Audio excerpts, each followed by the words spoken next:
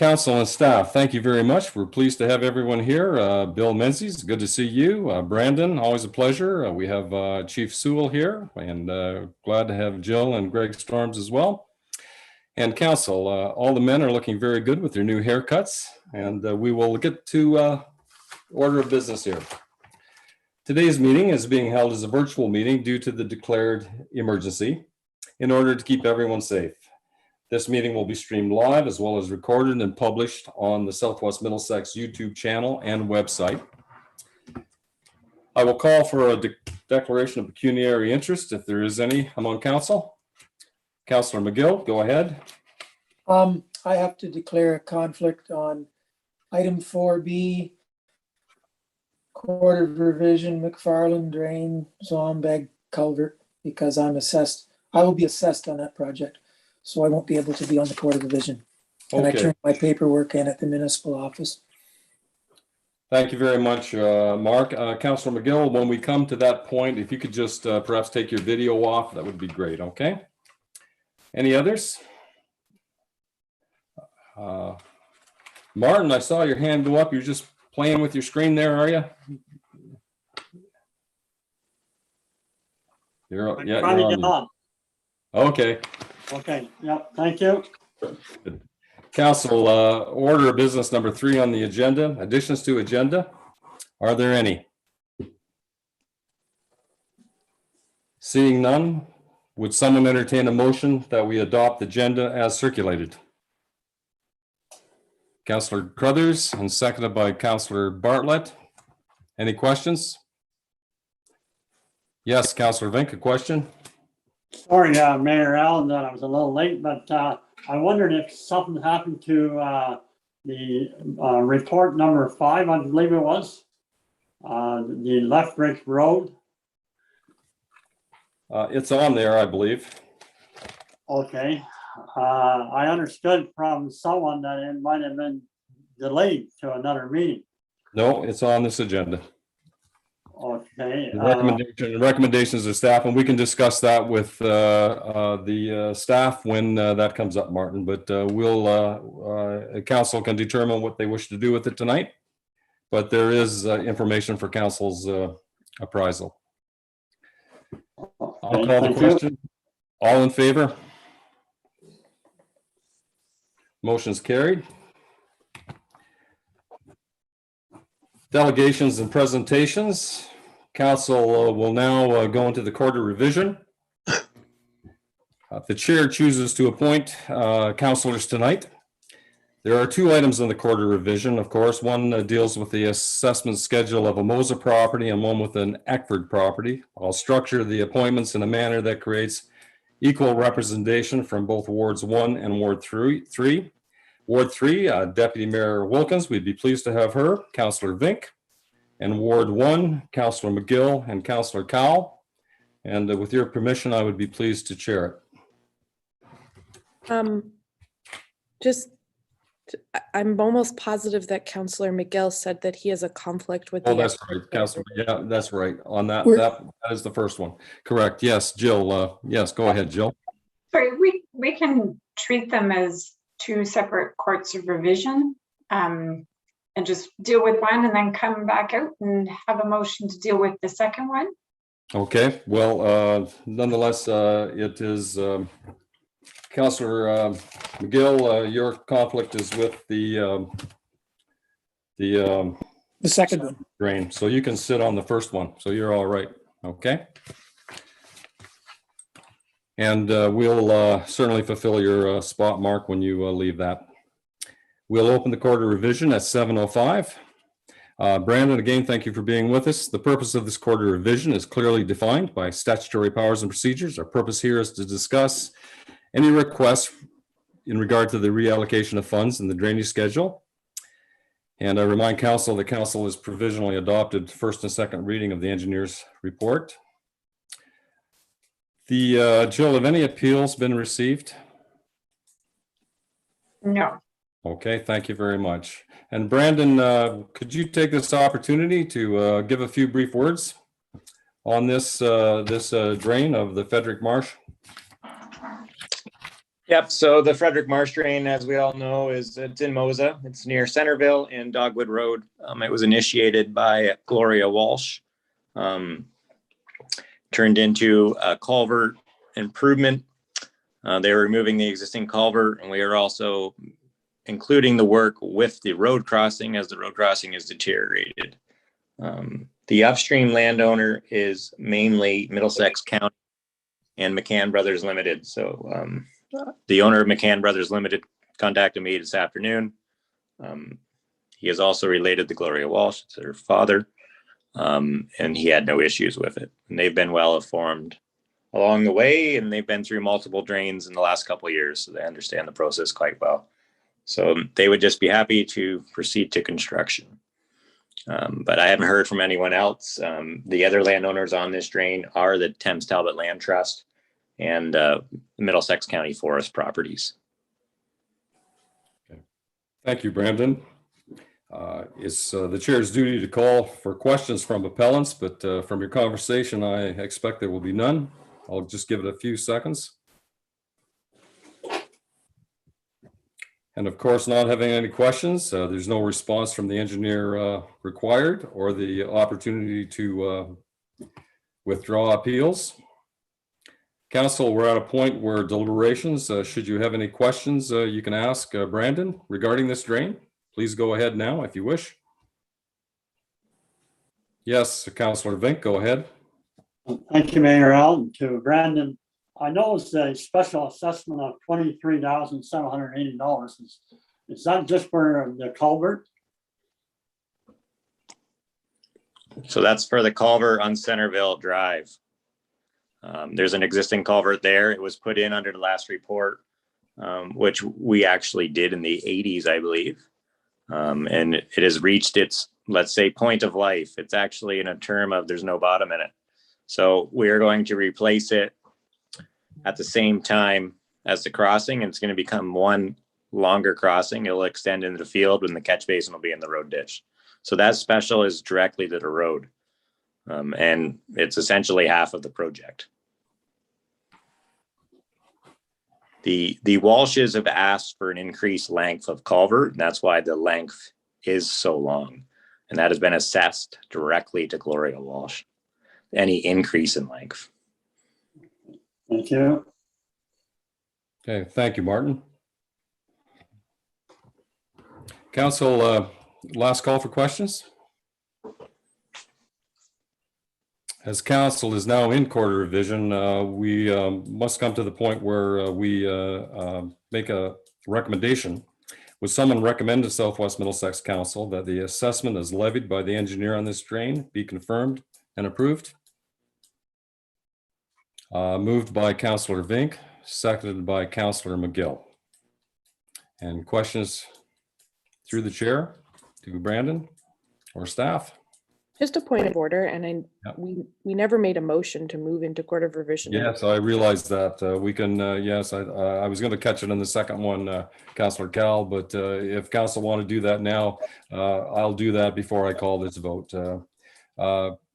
We are acting as a court of revision, but would someone authorize the council to go into court of revision and continue? So moved, Mayor Mayhew. Thank you very much, Deputy Mayor Wilkins, and a seconder for that.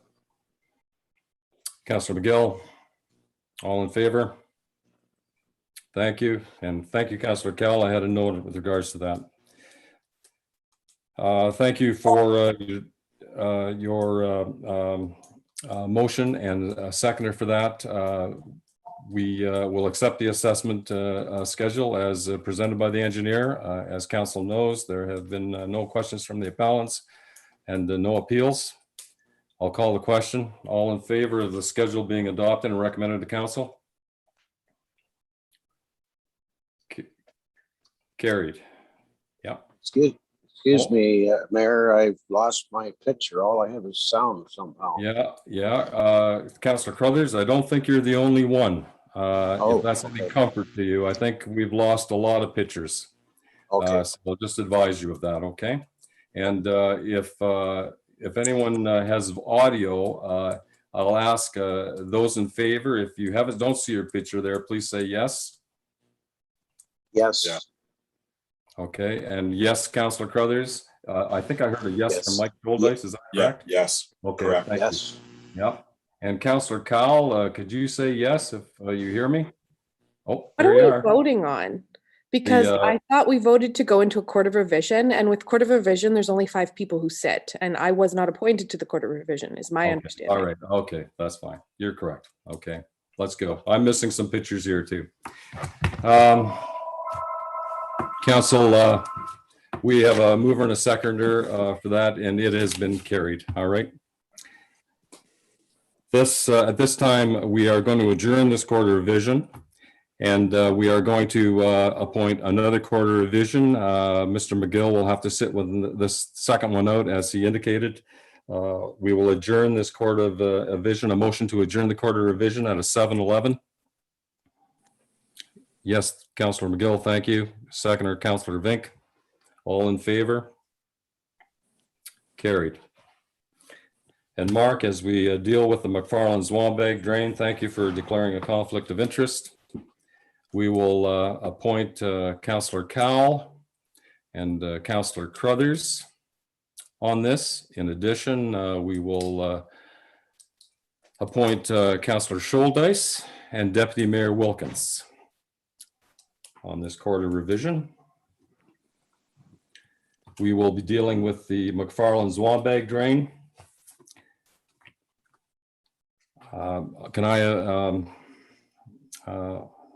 We will have a motion to go into court of revision this time. I'll make sure I've got it. Yes, Councillor Cowell. Councillor Crothers. All in favor? Carried. The purpose of this court of division is to discuss any requests to reallocate the funds in the drainage schedule of the drain. Jill, I don't believe we have received any appeals on this one either, if I'm correct. That's correct. Thank you very much. And comments from Brandon, would you be pleased to comment on the drainage of the McFarland-Zwanbag drain in brief? So as you all are aware, this is for one laneway crossing for Mr. Zwanbag. It's on the McFarland drain. We recently already just did a culvert on it for Mr. Stan Towers. So everyone has been through the process once or last year, early this year. And it is just for one steel pipe for his driveway. This drain was cleaned. Andrew did some maintenance on it.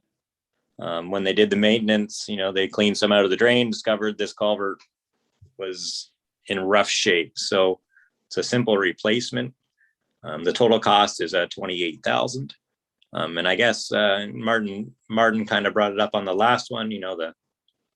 The culverts are becoming more expensive. You'll see steel has increased drastically, and these pipes, they have went up drastically, and the prices are very unstable right now. So that's why you'll see these CSPs, especially the large ones, the prices are climbing.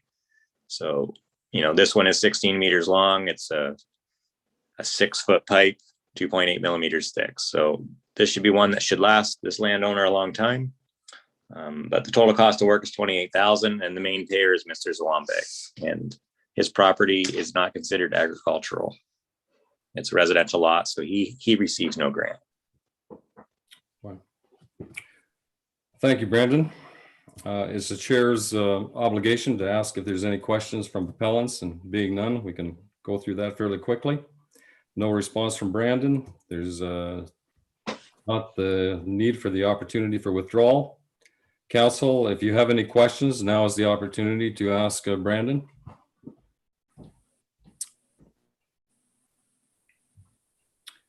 Seeing none, would someone entertain a motion to recommend to Southwest Middlesex Council that the assessment as levied by the engineer on this drain be confirmed and approved? So moved. Yeah, okay. And Deputy Mayor Wilkins, and seconded by Councillor Cowell. Last call for questions. All in favor? Carried. Thank you. And a motion to adjourn this quarter revision. Thank you, Councillor Cowell. Seconder, please. Councillor Crothers. All in favor? Carried. Thank you, Council. We're back to our regular agenda.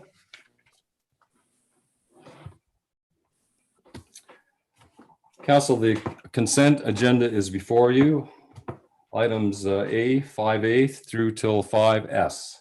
And council, if there's any of these pieces of correspondence that you wish to be moved to new business, we will make note of that and discuss them towards the end of the meeting. And I'll go through them from A to S. 5A, June 23rd council minutes. 5B, June 28th council meeting minutes again. I'll just take a pause to look at my screen. 5C, Southwest Middlesex vouchers totaling $427,000.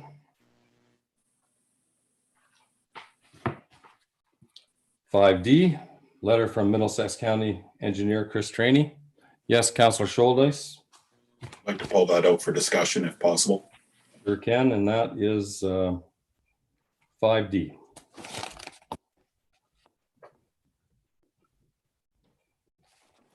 Thank you. We'll move on. 5E, building report from Arnie Marsman, $3,461,000. Yes, Councillor Scholdice, you'd like that pulled as well? If I could, yes, thank you. 5E.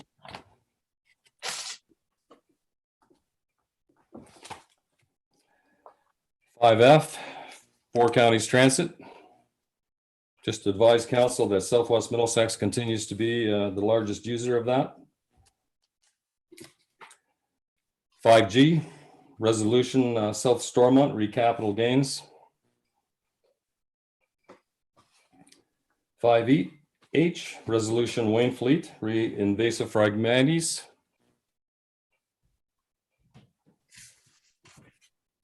5I, provincial hospital funding of capital projects. Resolution, Tay Valley Provincial Hospital funding, we got that. Resolution, St. Charles land tax, transfer tax.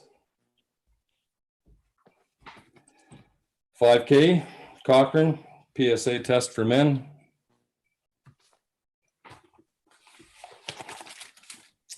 5I, Village of Newberry, regarding the planning process.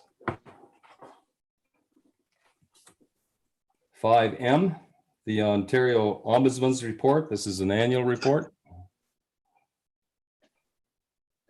5N, resolution Fort Erie, re-cannabis licensing.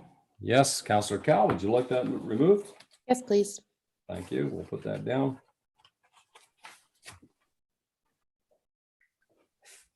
5O, St. Clair Region Conservation Authority, challenge flyer. 5P, resolution South Stormont, re-Lyme disease. 5Q, Steve Clark, letter to Middlesex County, re-joint procurement regarding modernization. 5R, Steve Clark, letter to Middlesex County, re-joint development review. And the last, council, is 5S, Steve Clark, letter to Middlesex County, joint payroll and scheduling.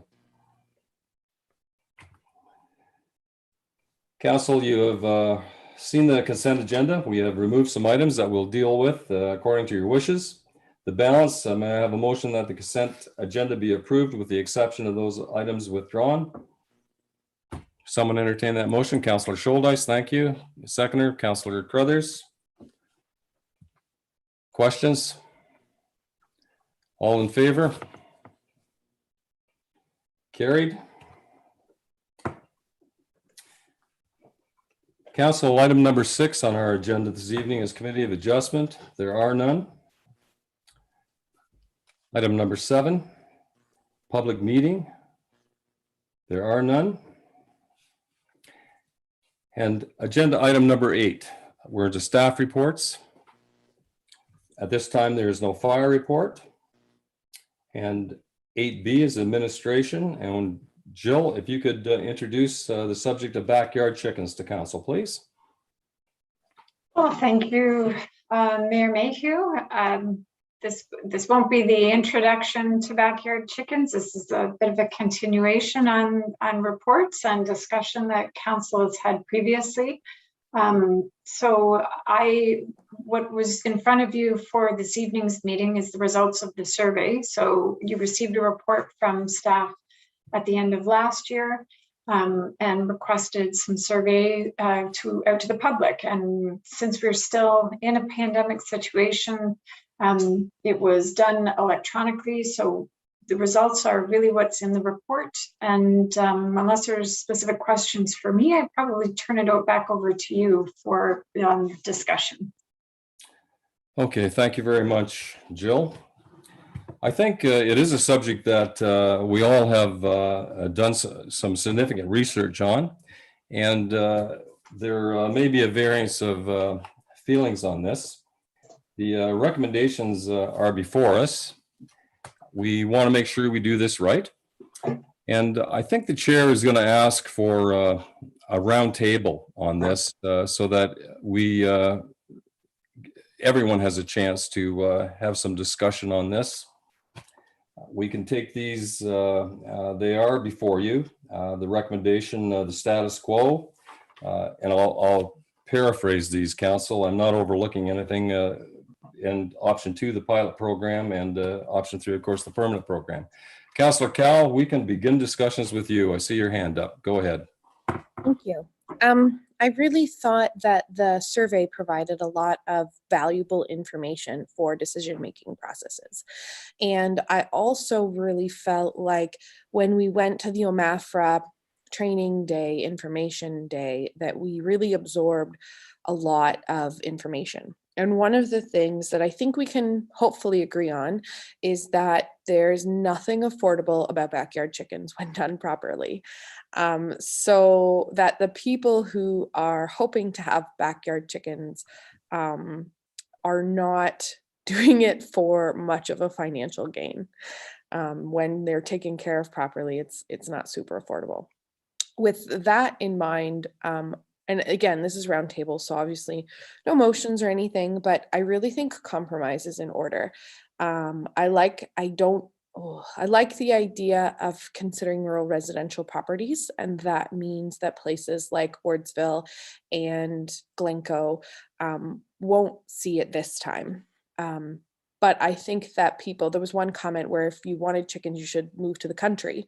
And a lot of our rural residential properties are in the country. So I really think that is a good compromise by saying, okay, and maybe we come back and we look at it. Maybe it's a 3-year pilot like they've done in Toronto, and we see, has it been working in the rural residential areas? Has it been burdensome for staff? And, if it's going really well and really smooth, maybe at that time we consider it for in town, or if nobody's asking for it, we keep it the status quo. But yeah, that's my perspective. And I really thought that having the opportunity to read the comments from the surveys was really valuable. So thanks, staff. Okay, thank you very much. 4.5 minutes. You did very well there within our 5-minute mark down. Deputy Mayor, I apologize for not giving you the floor first there. Krista, hand went up pretty quick, but Deputy Mayor Wilkins, go ahead. And I didn't have my hand up, Mayor Mayhew. Yeah, well, I was going to okay. I was going to offer the deputy mayor the first chance. That's what I was. Well, thank you very much. I don't know that I have a whole lot to contribute to this. I mean, I do agree with Councillor Cowell and a lot of the points that she has made. I know that if there's any changes made tonight to this, there's going to be a cost. That's just a given. And I don't know how far we want to get into this, whether we want to keep it simple and make it a pilot for 2 years or 3 years or a trial run and leave it open just to the rural community. And I don't mean the properties that are already zoned agricultural. I mean also the rural residential properties. So I probably will come back to that, Mayor Mayhew. But I'd like to hear what everybody else has to say about it. I know chickens have existed on properties, both in some of our built up areas and obviously rural residential areas for years. I don't believe there's been many complaints, if any complaints about it. It's probably going to be a nightmare to try to police something like that. And I think probably if you're going to take the step forward to allow anything different than status quo, you're probably going to have to go for licensing or registration of some sort too. But anyway, that's just some of my thoughts and comments on it. And thank you for the opportunity. And I might come back, Mayor Mayhew, if there's time. If not, that's okay too. That'll be fine. Thank you, Deputy Mayor. I think I'd like to give no more than a half an hour to this, but I think we can get there. Council, I'm not setting priority in who I asked to speak first, but I'm going to take it from the way I see it on my screen from left to right. So don't be, I'm not going to do it in the way of alphabetize the speaker or seniority on council. The first counselor in my field is Councillor Crothers. Would you like to speak to this, Councillor Crothers? Yes, briefly. I tend more to option 2, the pilot program. I think, as everybody's probably aware, there are chickens around in rural areas and or urban areas, and there doesn't seem to be a big problem.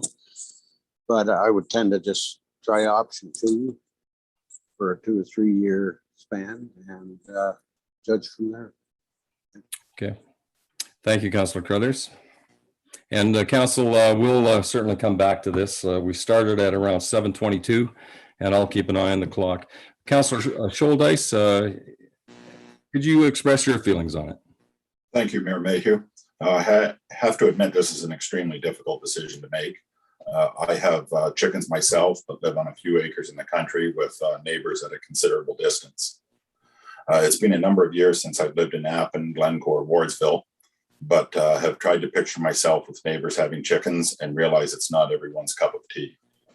Out of sheer curiosity, I put a poll on the citizens page this past weekend to see if the results lined up. Within 3 days, there were 283 public votes, and I had a handful message to me privately. The overall result from SWM residents was 175 voted no to 122 voted to support backyard chickens. With this in mind, I really don't think the polls should be used to determine the decision, given that they've had 2 very different outcomes and neither included anywhere near the majority of our population. Thanks. Okay. Thank you, Councillor Scholdice. So just remind Councillor Scholdice, and for the benefit of all council, that the poll was a SurveyMonkey poll. We're not suggesting at all that there's a scientific validity to this poll. We know that it is a very simple process. I regard this as no more than one tool that council has been offered. We have had comments from staff. We may get some more of those before this half hour is up. But the survey was one of various tools, and the primary one would be our own research we've done ourselves. And there's been a significant number of municipalities, I'm sure we've all checked, that are of like size.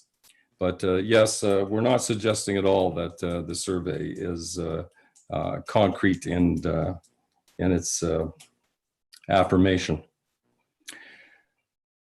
Councillor Bartlett, you're next on my screen. Would you like to, and you're perhaps the only councillor that, other than Councillor Scholdice, well, we've got Councillor Vink here too. They all have, we have lots of councillors with chicken experience. Councillor Bartlett, go ahead. Thank you, Mayor. I can see the points on both sides of it. However, I have talked to a number of residents actually prior to this poll, and with the exception of one, none of them were in favor of it, especially in town. So based on that, I would probably be voting more towards status quo, just based on the comments I've had. Okay. Thank you. Thank you, Councillor Bartlett. Councillor McGill, you're part of the round table here. Please go ahead.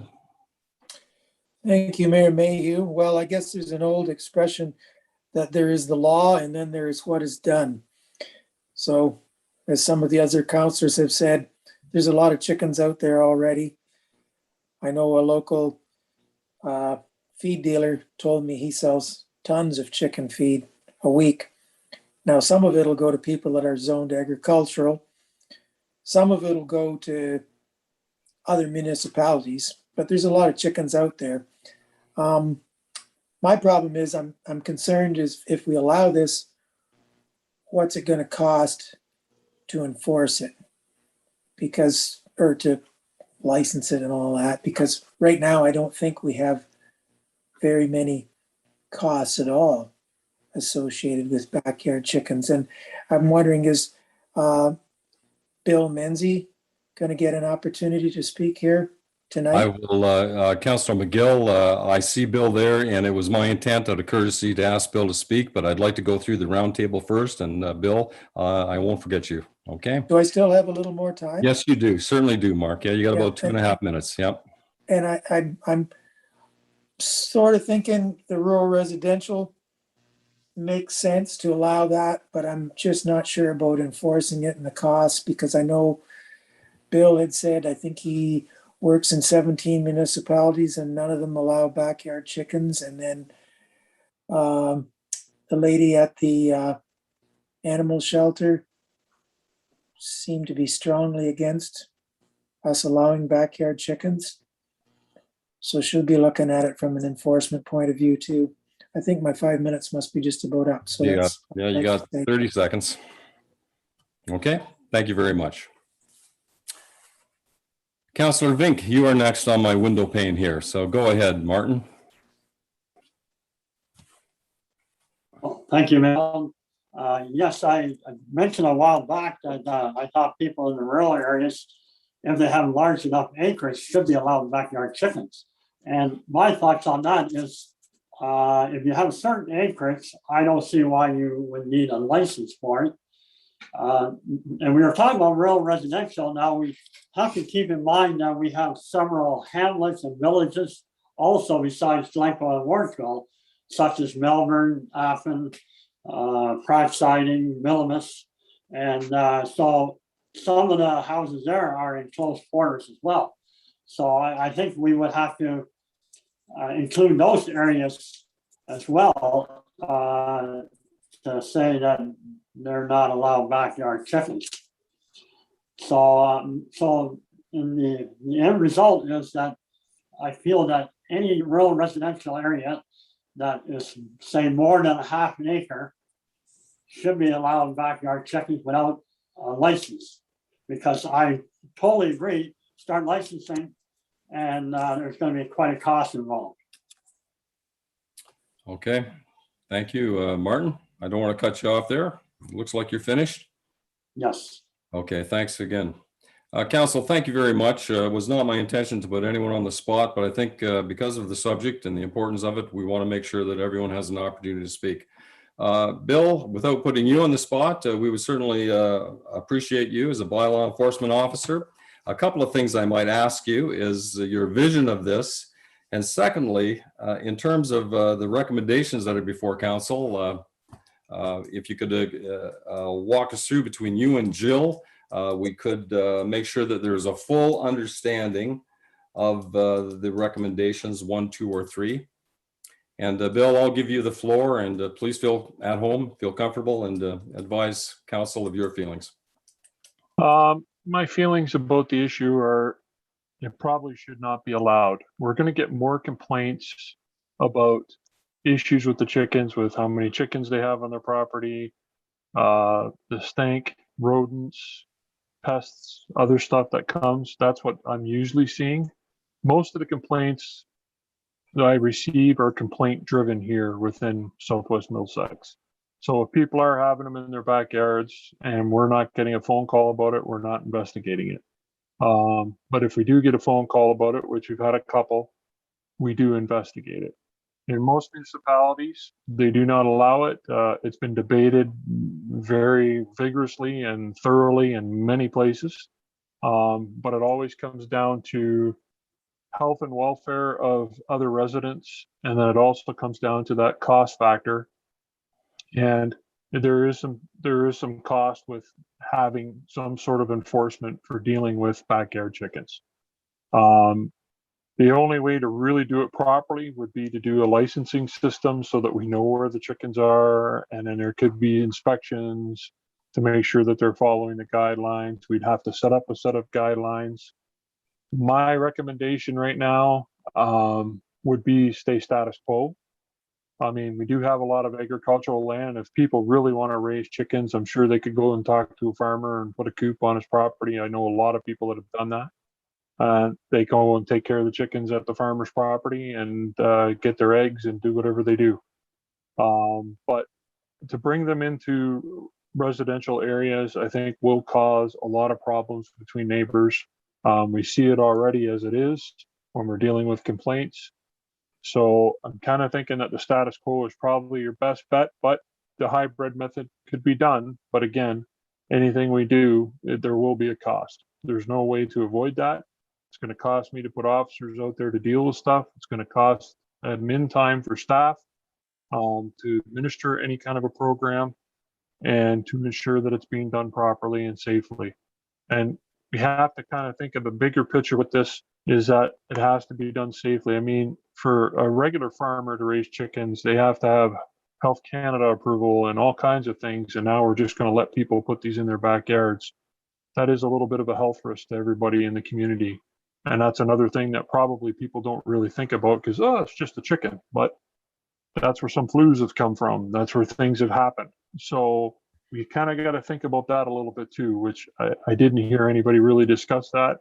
But farmers are regulated when they raise chickens and do things, and any kind of animals. So we're going to have to regulate this regardless of what decision is made tonight. Okay. So that's my spit. Yep. Thank you. You just made your 5 minutes there, Bill. Thank you very much. We're very pleased to have Arnie Marsman here, Chief Building Officer. Arnie, we'd love to have your opinion on this as well. I know your profession deals with structures, of course, and it would be interesting to hear from you as well. Go ahead, Arnie, and you're on mute. That's good. You're off now. Sure. Thank you, Mayor. I generally support what Bill's kind of described there. If you're going to entertain a licensing system, that would be an expense to staff and to the municipality, which probably would be put back to a user fee for the applicants. If they want to have a licensed chicken, they probably would have to pay a fee to pay for that staff process. I can advise that the building code would not require a building permit for a chicken coop up to 10 square feet, and that the provincial MDS setbacks would not apply to chicken coops. So if council was to consider allowing it, you definitely want to keep the coops to under 10 square feet so that the minimum separation distances wouldn't apply, and they would not need building permits.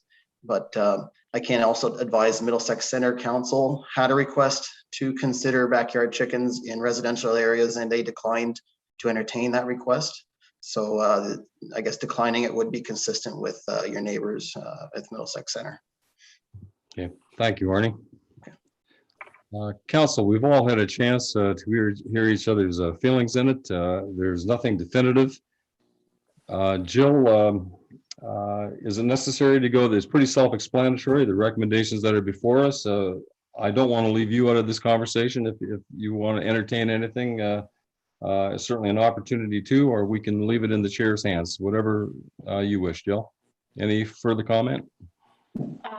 Thank you. So I would say that I did take a moment to reach out to OMAFRA once again, just to make sure that the responses, if I had any questions with respect to a lot of the items that I assumed would be touched on, like what to do with the manure, what to do with dead stock, what to do with chickens that you no longer want, what kind of challenges and opportunities there are that the ministry sees. So I spoke to them but most of you took the opportunity to listen to a presentation through the Poultry Industry Council presentation.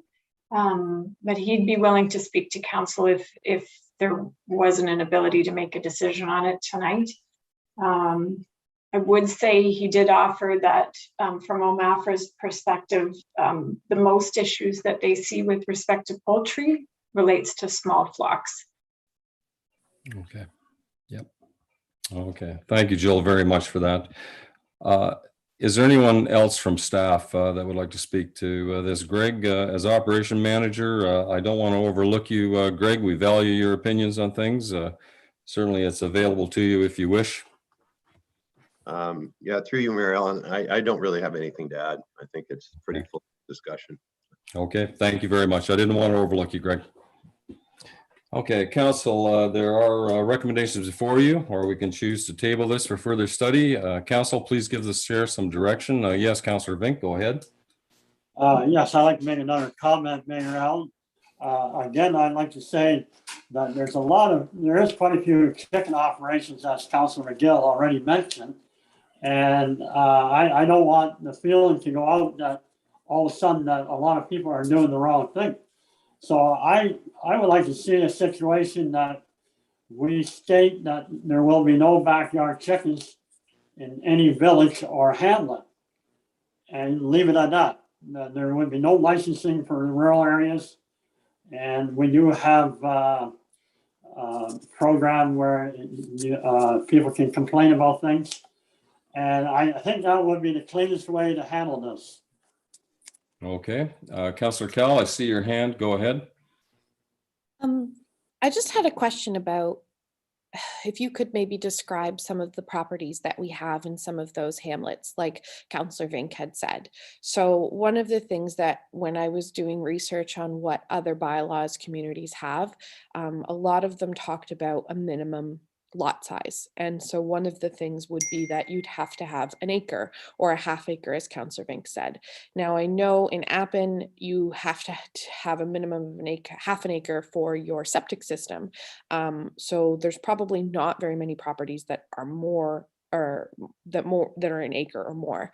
And so if we looked at something like this and said, if you have over an acre and are rural residential, you could potentially have backyard chickens, which excludes a lot of the buildings in hamlets. We could have things like setbacks to say that your coop has to be a certain distance away from your neighbors in an effort to keep those types of relationships.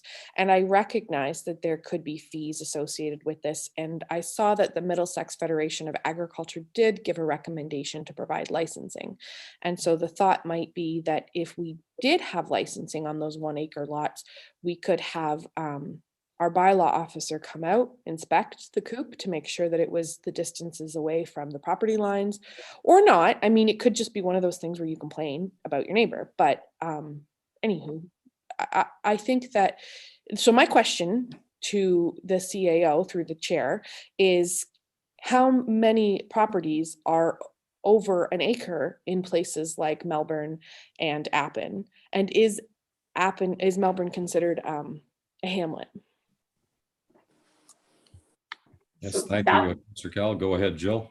Yeah, through you, Mayor Mayhew. That I would have to check the figures. So to double check, I know that we provided in the previous report the number of properties that were agricultural versus residential, and more than half of the properties in Southwest Middlesex have some, one of the zonings related to agricultural. So I would have to check how many would be deemed rural residential with whatever sort of conditions you're outlining with, a particular size. It's not something I would have handy. Okay, 7:22. We are at, thank you, Jill, very much. We're at 23 minutes. I have about 7 minutes left. I was going to allocate about a half an hour to this council. And if we can't make a decision tonight, we can table it for additional information received. The chair is looking for direction. There's been some expressions of what they envision this to be.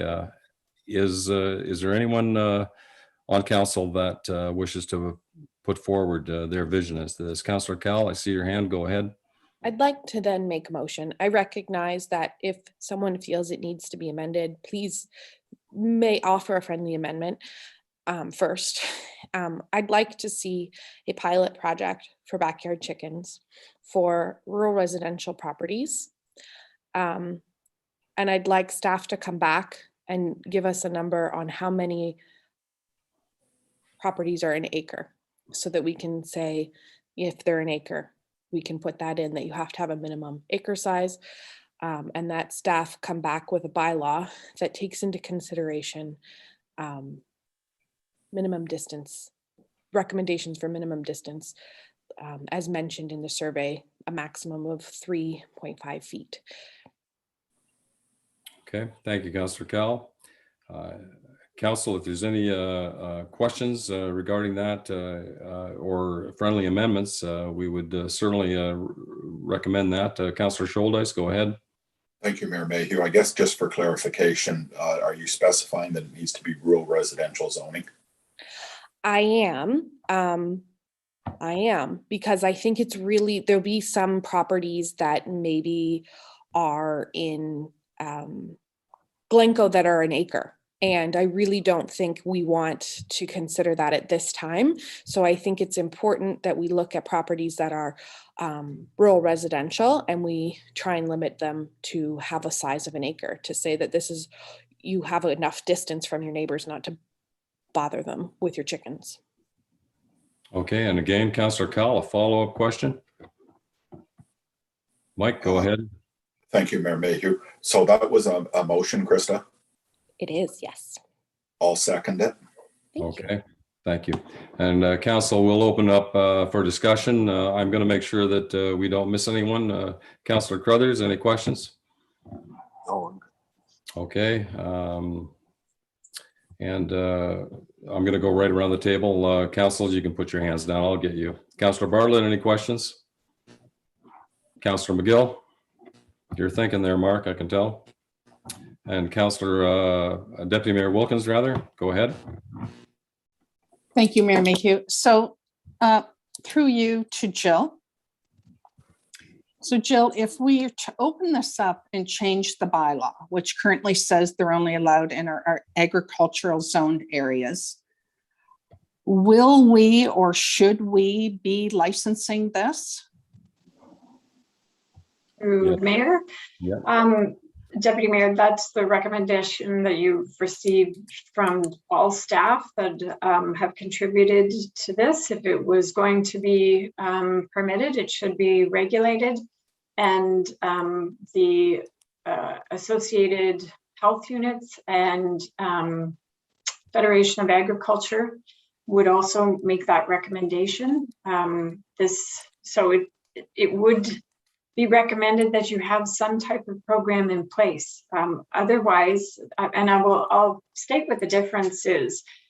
Right now, it's a very simple no. If somebody calls and asks if they're allowed to have chickens or any kind of livestock on a non-agricultural property, and that's the end of it. And if there is a complaint made, then it's a fairly easy thing to investigate. And that said, we don't get that many complaints about chickens. So if we were to allow it, there's very much an education requirement for us to provide information about what the change is. Other municipalities that have allowed this, so you then have to decide what kind of measures are allowed and then put forward educational materials. So you have to change your comprehensive zoning bylaw, and then you have to be able to describe that to people, and then you have to be able to enforce that. So I would just say it's not very time consuming as it is right now. Once you have a licensing regime, along with the education materials about what the difference is between no and yes, licensing has administrative costs, it has enforcement costs, and it has finance costs associated with it.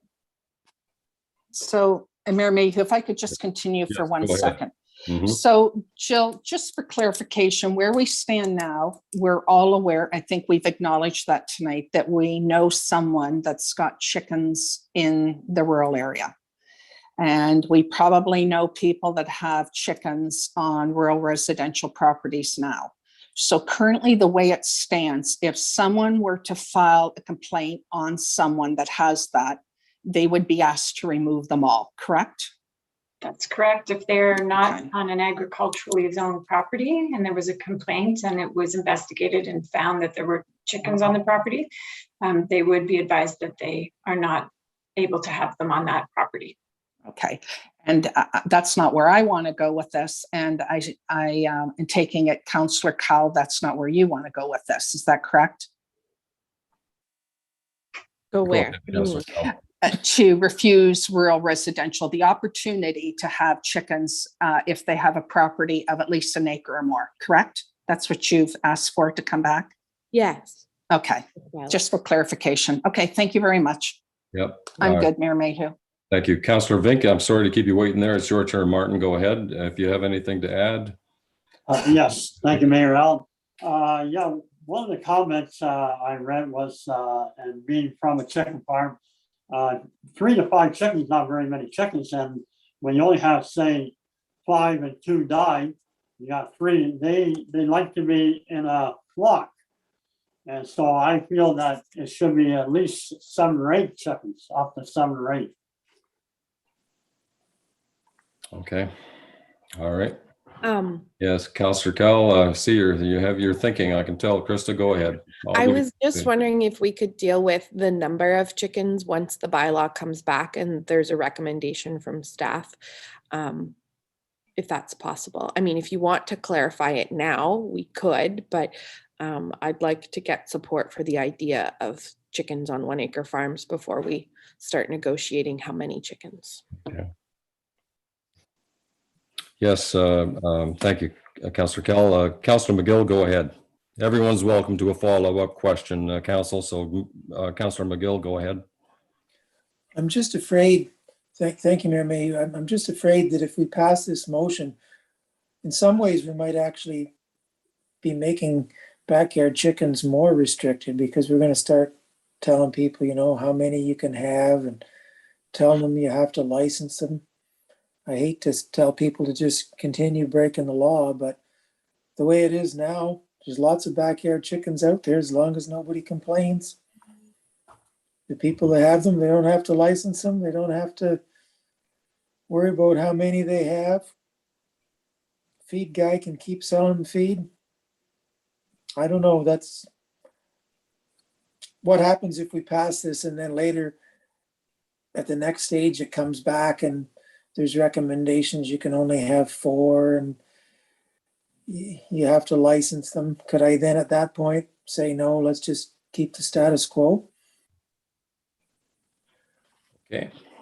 Thank you, Councillor McGill. Council, I don't think I've missed anyone. Deputy Mayor Wilkins, would you be kind enough to take the gavel just for a second, please? It won't be long. Yes, I will, Mayor Mayhew. Yes, Mayor Mayhew, you want to comment? Thank you very much, Deputy Mayor. Mark, I kind of envisioned what you're saying here. If it is, and pardon the language, but if it ain't broke, don't fix it. I see, you know, you're kind of that strategy. What I find about the pilot project that I'm concerned about is, you know, you can run a pilot for 2 or 3 years, but the lifespan of a chicken is approximately 7 or 8 years. So if you choose not to go ahead with this, or if you abruptly interrupt the program after 2 or 3 years, you're still going to have live chickens and eggs out there that could create a problem too. But just the council know, and particularly the listening public know, it's like any animal, they have a lifespan, and there's a responsibility to fulfill your animal husbandry acts through the lifespan of that animal. So I was just a little concerned about that pilot and the duration of the pilot and the life expectancy of a flock of chickens.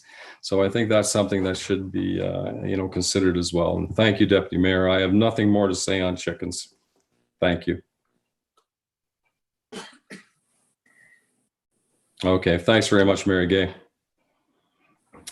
Council, there is a motion on the floor. If there's any questions, it's a last call. I think we've all had ample time for discussion. 22. I gave about a half an hour for this, and we're at about 23 minutes, so we're doing pretty good.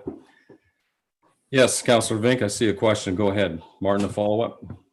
Thank you, Mayor Allen. Just to follow up what Councilor McGill stated, I think he did bring up a good point. I think we're going to be causing more trouble than it's worth. And so I believe we should stay with the status quo. Okay. All right. Thank you. Oh, Deputy Mayor, I see your hand. Go ahead, Mary Gay. Just a quick comment, Mayor Mayhew, and I do agree with Councillor McGill too. I'd like things just to stay the way they are. My only concern, Councillor McGill, is that now this has come to light and we've had the survey and we've had lots of public discussion and we're dealing with it at council, that we could start receiving complaints from neighbors who have their neighbors have chickens in rural residential areas. And I would hate to see that happen if they've been there for a while and there's been no complaints. So that's just my only concern. Thank you, Mayor Mayhew. Okay. Fine. I'll call the question. Council, for your benefit and courtesy, do you want this motion reread? Recorded. I'll ask you, I'll allow your question. Go ahead, Councillor. I would just like a recorded vote, please. Okay, that'll be fine. And Council, do you want the motion reread? Would anyone feel more comfortable? Or do you know? Please. Yes, Okay, please. thanks. Yeah, there's a couple of councillors, Jill, that would appreciate that. If you could accommodate them. Sure, Councillor Cowell made the motion, so it's a little different than what I had for the option, but as I understood it, it's to draft updated bylaws and policies to allow for a pilot project, but in rural residential areas and for properties over an acre. This will still require a temporary use zoning bylaw, just a little less clear on the licensing, where council is directing staff on this. I didn't include licensing. Yeah. Councillor Kell, have you any feelings on licensing? Can we come back after the fact? I mean, part of me is like, if you don't behave, we're just going to get rid of this and this pilot project is toast. So at this point, I am thinking that on a 1 acre lot, maybe we don't do licensing. If it was in town, if we were considering in town on smaller properties, 100% licensing. But we're talking about this is as close to status quo, but making our former status quo legal. And I'm all about, so my father was a cop. We do what the law says. So if you don't like what the law says, you change it. And that's what we're trying to do here. So at this point, I don't want to create a whole bunch more work for staff. I recognize that the Middlesex Federation of Agriculture did recommend it, and if we were doing it right in town, 100% I would be in favor of licensing. But I think at this point, no. Okay. Yes, Deputy Mayor Wilkins, followed by Councillor Scholdice. Thank you, Mayor Mayhew. So Councillor Cowell, is your motion an acre or more or over an acre? There's the difference. I would support an acre or more. Okay, an acre or more. Okay. And Councillor Scholdice, I haven't forgot you there. Go ahead, Mike. Thank you, Mayor Mayhew. I seconded the original motion, and I'd just like to say that I agree with Krista on leaving licensing out for now. Okay. All right. Thank you. Then the chair will, yes, Councillor Vink, last question. Yes, Mayor Allen, if you don't have licensing, then you're basically saying you've got a status quo. So why not vote for status quo? Okay. All right. You made your point. I think everyone's had a chance at this. The chair will call the question. This is a recorded vote. Jill, you can proceed at your leisure. Okay, and the way this new program sets it up, I can revert to how we normally do it or just go in order of this program. This starts with Mayor Alan Mayhew. No. Go first. Deputy Mayor Wilkins. Yes. Councillor Cowell. Yes. Councillor McGill. No. Councillor Bartlett. No. Councillor Carruthers. No. Councillor Vink. No. Councillor Scholdice. Yes. Okay, and so that is 5 against, so it's defeated. Okay. Councillor, are there Thank you, Jill, for that. Thank you, Council. Before we have a few minutes of 20 time, hours. are there any other the recommendations before you that staff have done a significant amount of work on? Would anyone entertain a motion with the balance of that, the recommendations as such? Chair is asking if there's any other motions. Yes, Councillor Bartlett, go ahead, Doug. I would make a motion for option 1, status quo. Okay, Council, we'll see if we can get a seconder for that. Is there anyone that would second that? Councillor Vink, thank you. We'll open up the floor for discussion, Council.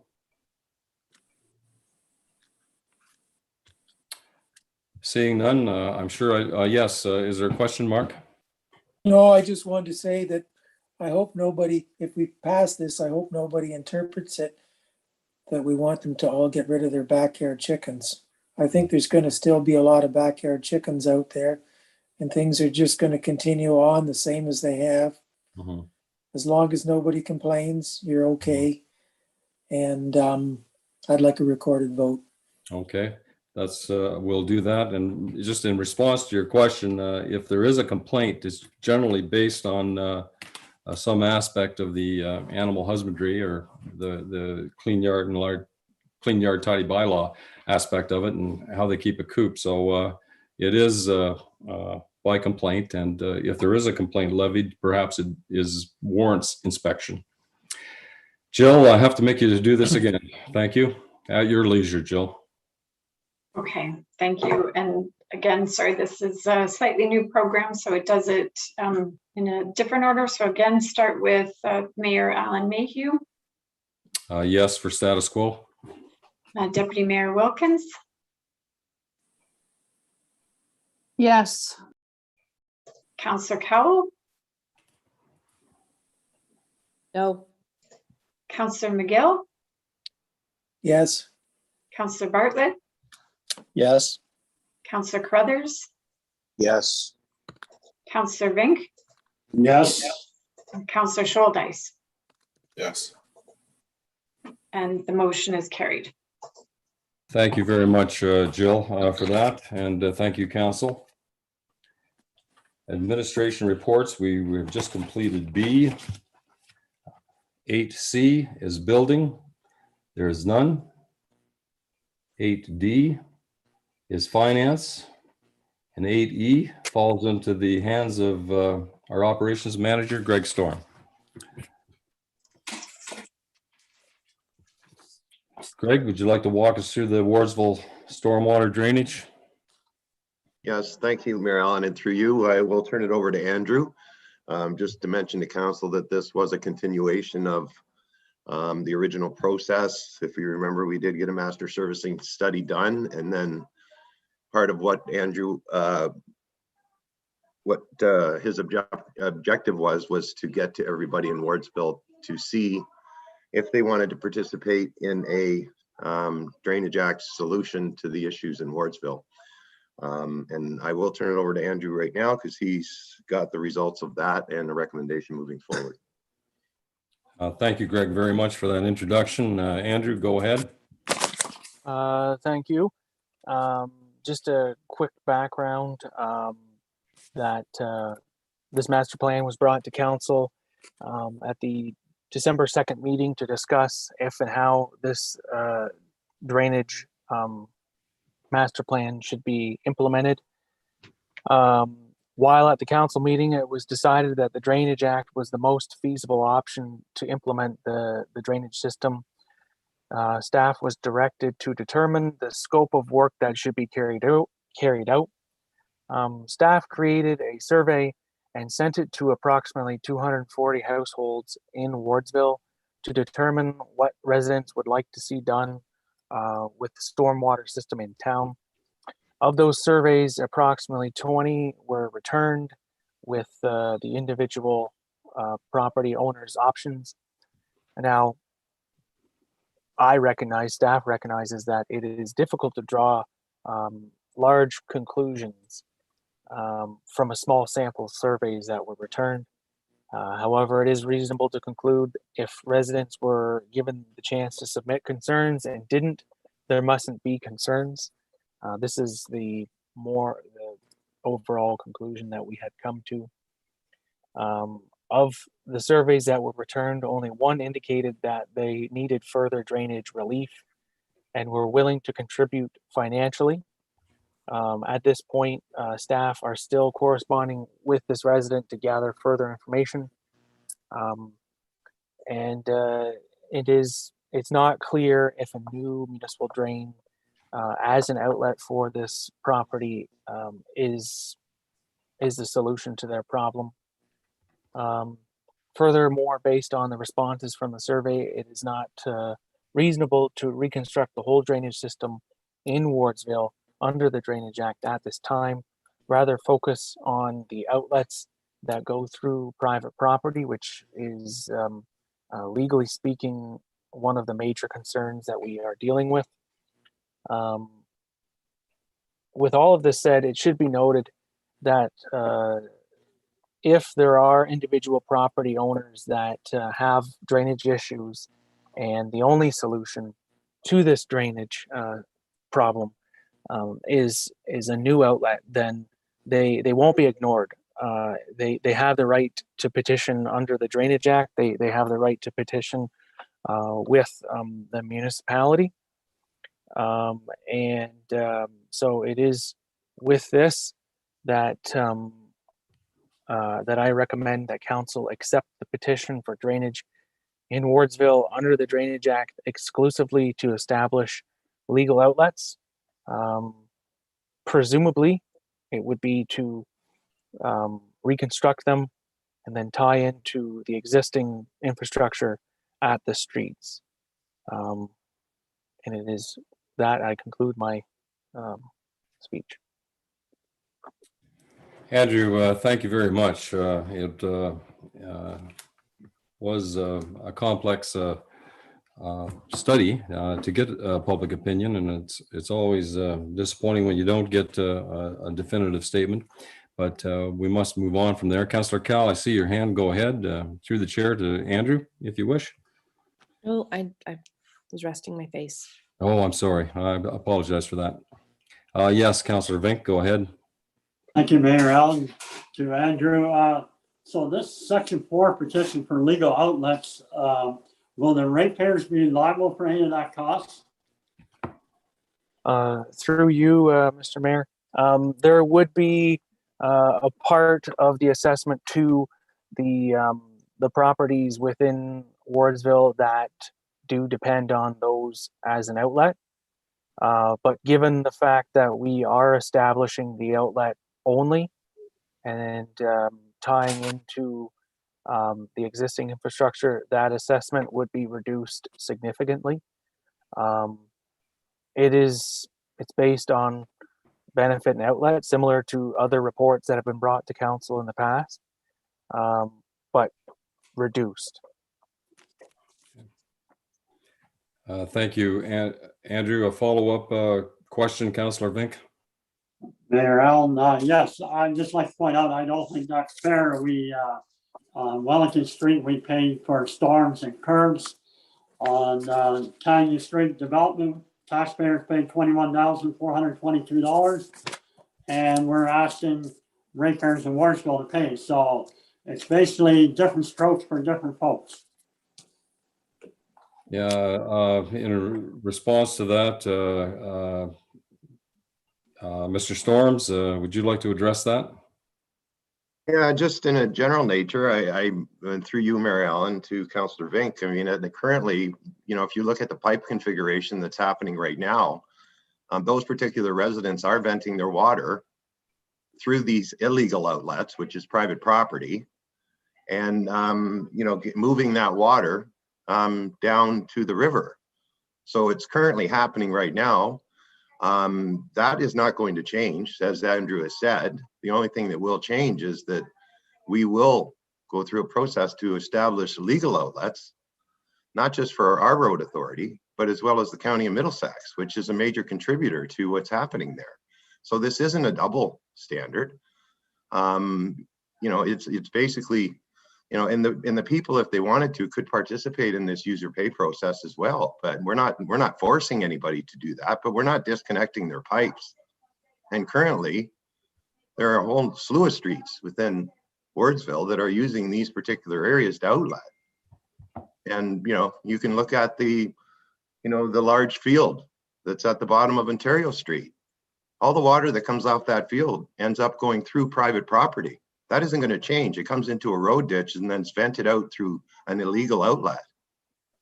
We can't cut off that field. That person will continue to vent their water, but the difference will be, and this is surface water that we're talking about in this particular case, but it will go through a legal outlet when this process is finished. So it's not, nobody's cutting anybody off, and we're just looking at sort of legalizing, getting rid of our water, and not just our road authority, but also the county, which if you look at the topography, you can see where the water comes from and where it goes. And right now, we can't vent this water across private property. At any point, they could say, you're not going to do that anymore.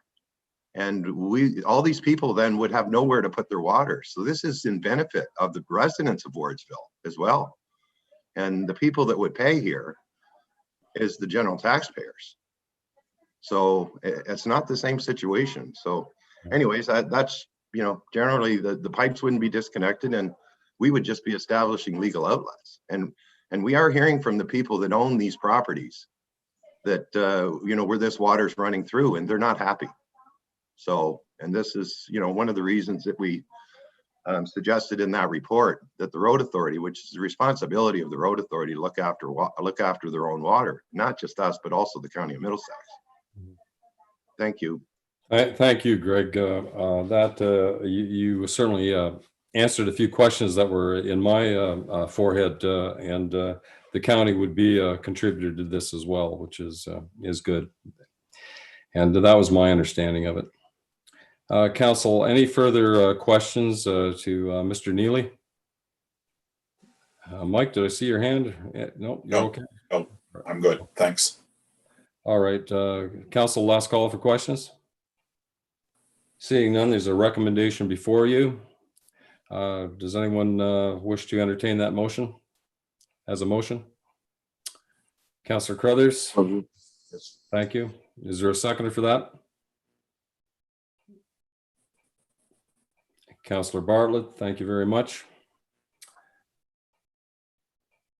Andrew, this recommendation, I'm going to impose upon you, Andrew, just to clarify the recommendation to council as you see it. And it's on our agenda. Do you have it in front of you, the recommendation that you made to council? For Wardsville, yes. Yes. Okay. If you'd like to just walk us through this one more time, and it's to me, it's important to the chair. And I want to make sure that everyone has a good understanding of it. If you would be kind enough to do that, I'd appreciate it, Andrew.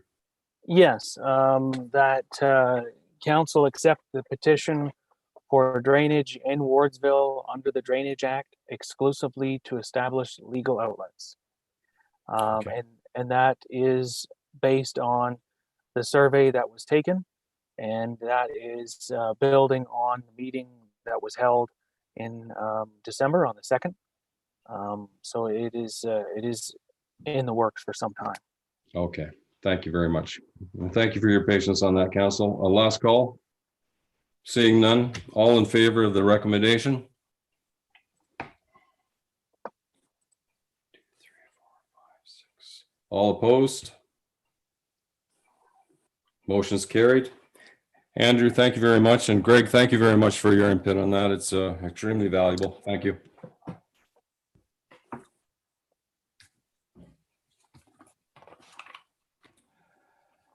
Andrew, we have an RFQ on the Lowton Drain. Would you like to walk council through that, please?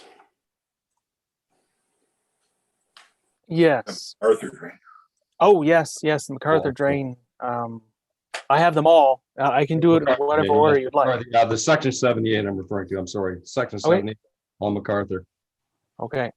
So the background, the MacArthur Drain in the former township of Eckford was last improved under an engineer's report by Spreet and Associates in 1991 on the main drain. I do want to stress that this was another part of the drain not included in this this request.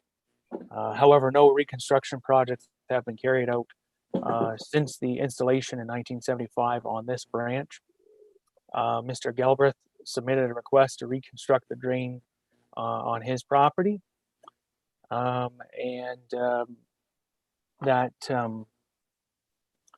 It is staff's intent to send out notices to other property owners on the drain to see if anyone else is interested in seeing any reconstruction on their property or any other works on their property, and then also to ensure that everyone on the drain is fully aware of the requests that we have in order to get people's involvement early on in the process. And it is with this that I recommend that council accept the request filed under Section 78 of the Drainage Act to reconstruct the MacArthur Drain Branch, and that the superintendent contact the Lower Thames Conservation Authority. I believe it is it's not the Lower Thames, it's St. Clair, to ensure legal compliance and send out notices to ratepayers to establish the scope of work and to report back to council after these items have been completed. Okay, thank you very much, council. You're aware of the recommendations. I'll ask for a mover and a seconder, and then we'll open it up for discussion. So moved. Thank you very much, Deputy Mayor Wilkins, and seconded by Councillor Crothers. Council, please address your chairs to Andrew through the address your questions through the chair to Andrew. Any? Last call. Okay, I'll call the question. All in favor of the recommendation? Carried unanimously. Thank you very much, Andrew. Andrew, number 3 under operations is the Lowton Drain, the RFQ results. Could you lead us into that discussion? Yes. So with regards to the Lowton Drain, the background was the request was submitted under Section 74, Maintenance of the Drainage Act. That requests for quotes were sent out on May 28th. This is for the partial reconstruction of the Lowton Drain, approximately 500 feet through the wood lot on concession 3, part of lot 17, former Eckford. And the closing date was June 18th. And the recommendation is that the project be awarded to Timmermans Drainage and Excavating for the sum of $9,000 before HST. Okay, Councillor Cowell. So moved. Thank you. Seconder for that, please. Councillor McGill. Questions? All in favor? Carried. Thank you again, Andrew. Number 4, the results of the tower drain reconstruction. So there's been a slight mix-up with this. However, that my recommendation is that the project be awarded to Timmermans Drainage and Excavating for the towers drain reconstruction under Section 78. A very large portion of this has been submitted under 78.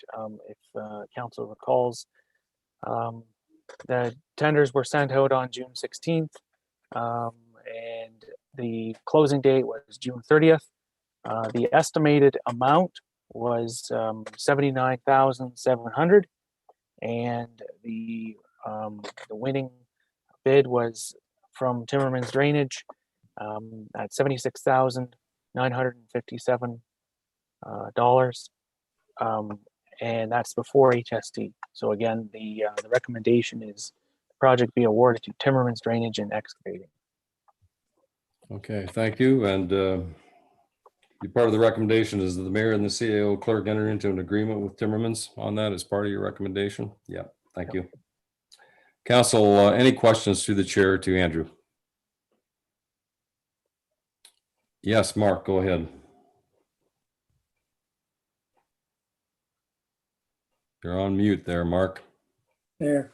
I just think the report should be corrected. So it says the engineer's estimate was, I believe it was 112,000. Through you, Mr. Mayor, the total amount with engineering may have been that. However, the estimated amount for construction only without contingencies was that 79,700. Okay. All right. Thanks for the clarification on that. Mark, is there any follow-ups to that? Go ahead. Well, I'm just a little confused because down here where it shows, well, is it 79,700? Is that the 76,957 plus whatever part of the HST we don't get back? Is that how we come up with 79,700?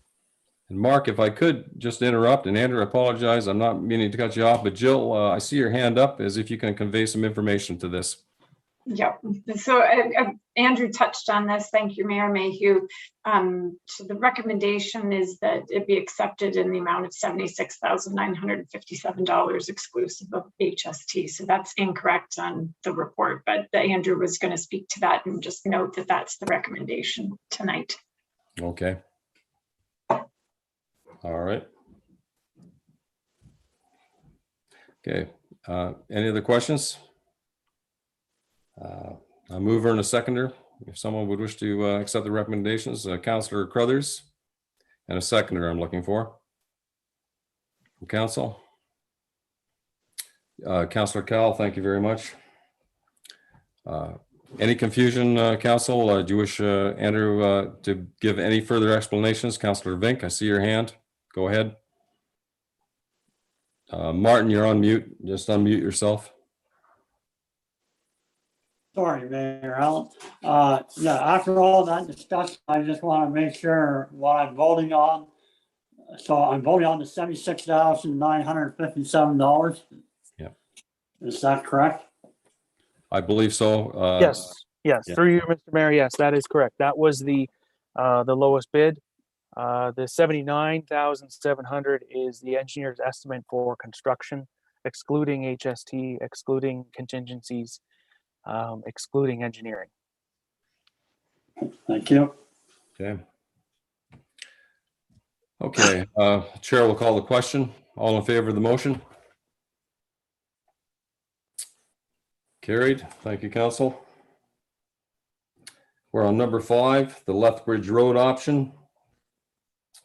I believe Greg or Andrew and Greg will have something to say on this. Go ahead, Andrew. Would you like to lead us off in this discussion? Or Greg? Yeah, thank you. And through you, Mayor Allen. I think everybody has either been out to have a look at Lethbridge Road, and certainly I provided the GIS mapping to show the general area of what we're talking about. Today, the Lethbridge Road is currently an open road. It's more than, it's kind of like a little country lane, specifically used for access to fields. There's 2 landowners that currently use that particular road, which is a dead end road. It dead ends between Hinman and Dobie. They're currently using that to access, get field access for 2 different owners of fields. There are 3 properties involved. So my recommendation includes speaking with 2 landowners. I would like to see that changed.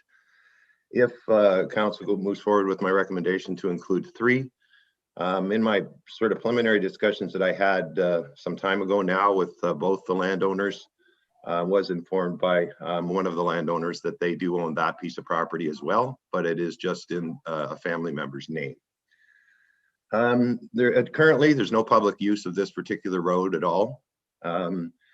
And the road itself is being used as a conveyance for water coming from one field and moving that water into another piece of private property. I have outlined 4 options in the report that basically council would have moving forward with this issue. 2 of the options, we just, I've had some preliminary discussions with the landowners, but we'd like to have and include the landowners in anything that we bring further back with regards to Lethbridge Road, from the landowners. And this wouldn't preclude the landowners even speaking to council at that particular time as well. But we would like to speak to them with regards to the road authority closing the road and how that would affect them, and whether there could be any types of agreements in place for them to access the road itself and their fields. And the other area itself would be to transfer the property directly to those landowners. So that they would then be the owners of this land and they would look after their access to their own fields.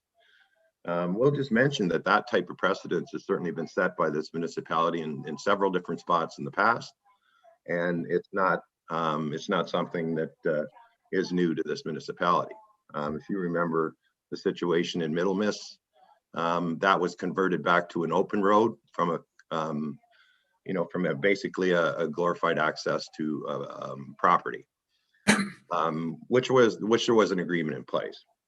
So really what I'm asking for tonight is just for the opportunity for Jill and myself to meet with the landowners individually to find out what they think of these options, so that we can bring up-to-date and good information back to council, so that a well-informed decision can be made with regards to what we do with this road.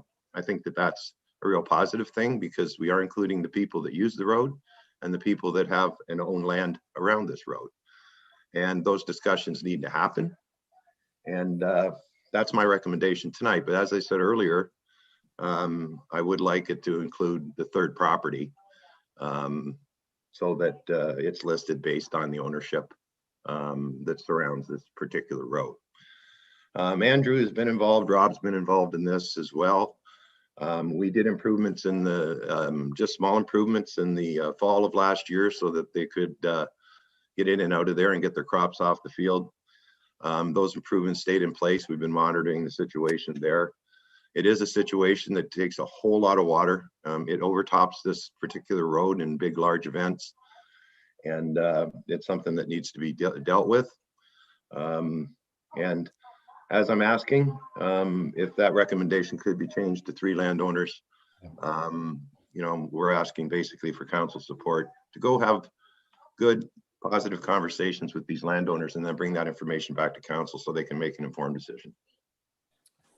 Thank you, Greg, very much. I appreciate that. And the chair recognizes the change of 2 to 3 you'll be meeting with. Councillor, are there any questions on that? Yes, Councillor Vink first, followed by Councillor McGill. Thank you, Mayor Al. When the time comes, I would like the opportunity that the owners would be able to speak to us in this regards to this road. Okay, I think that's the focus of Mr. Storm's presentation to Councillor Vink, that we want to make sure they're included. And I've had calls from this as recently as yesterday. Yesterday, regarding that the opportunity to chat with staff on this they're looking for. Councillor McGill and then Councillor Cal. Yeah, thank you, Mayor Mayhew. I don't think I can support this recommendation as it's made, because I don't know if any of the rest of you have the map in front of you, but there's a triangular shaped property right along Lethbridge Road. I believe it's 3 acres owned by Mary Kelly.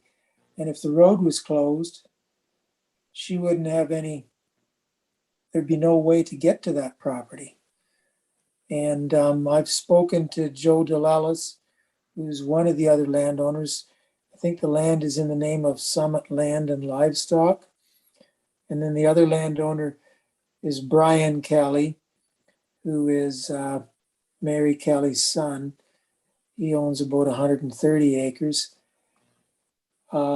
This road's been here for years with very little maintenance done to it. And now basically the culvert is rusted out. And I'm not sure how appropriate this is, but I have a quote here in front of me that was dropped off to me today. And it says that culvert could be replaced for a cost of $10,450, which is a far cry from the $200,000 we see in the report. So in my opinion, we should just keep the road and replace the culvert. And yeah, if that actually should be added as one of the options. If that was added as one of the options to be discussed, I would vote in favor of the recommendation. Otherwise, I won't. Okay, that we're wondering if that was a too simplistic a view of the thing. I was aware of that those numbers as well, Councillor McGill, and that was the concern I had.